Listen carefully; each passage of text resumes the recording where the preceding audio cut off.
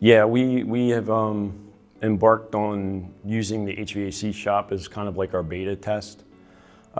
Their work is primarily PM based, so as we started focusing them more on that and the more planning and scheduling of their work, we've increased their scheduled workload to about 85% versus the 30% that or 30% or less that they had before we started doing the planning and scheduling. Focusing in directly on those PMs has decreased the corrective maintenance by 40% because we're actually doing the PMs correctly now and in a planned approach versus just reactively.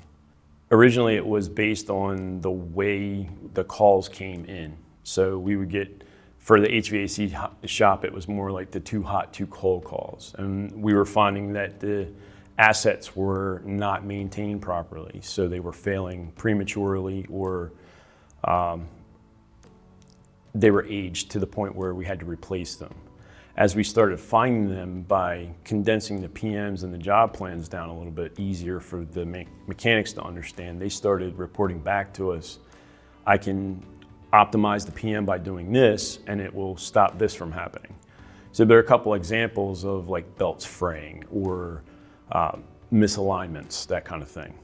So as we started doing those with the PMs, the correctives started going down because we didn't have to do that work anymore. Now the PMs were producing better maintained assets and we weren't getting the too hot, too colds anymore. So originally we started coming to Maximoworld a couple of years ago because we got recommended to do so by our EIP group that is like our third party for Maximo.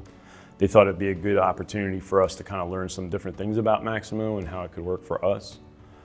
As we started kind of looking at that, we got in talking with Reliability Web and the uptime elements, and I went to get my certified reliability leader certification based on that. Once we started doing a little research and we found that kind of stuff out, it gave us a little bit more notoriety in the educational arena. So coming here really gives us a leg up on some of our peers to see where we're at and how we measure up. And the award was a big step in that direction. We didn't really have like a work execution flow before, and that's what we created to try and give us like a cradle to grave scenario when the work order comes in and when it ends.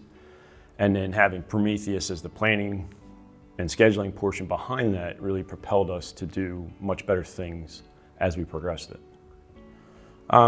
We applied because we worked very hard on our work execution process flows.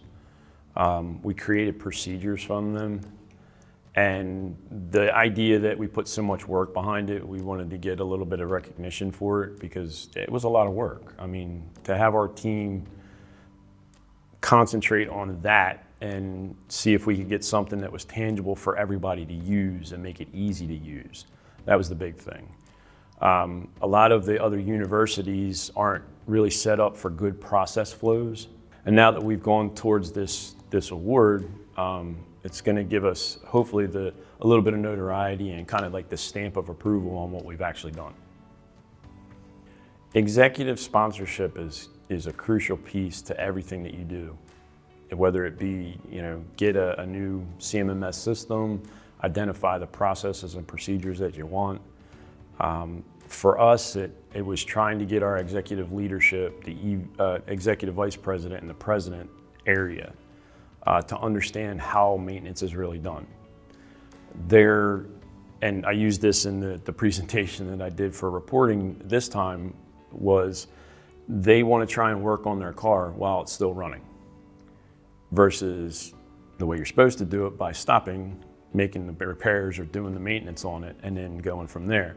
Trying to do it at 60 miles an hour and trying to change a tire really doesn't work. And you have to kind of educate them on how that really happens. It's a kind of a what you don't know what you don't know scenario. They know the business aspects of things. We know how the buildings work. So educating them is going to be the biggest thing I think everybody from Maximoworld could take away.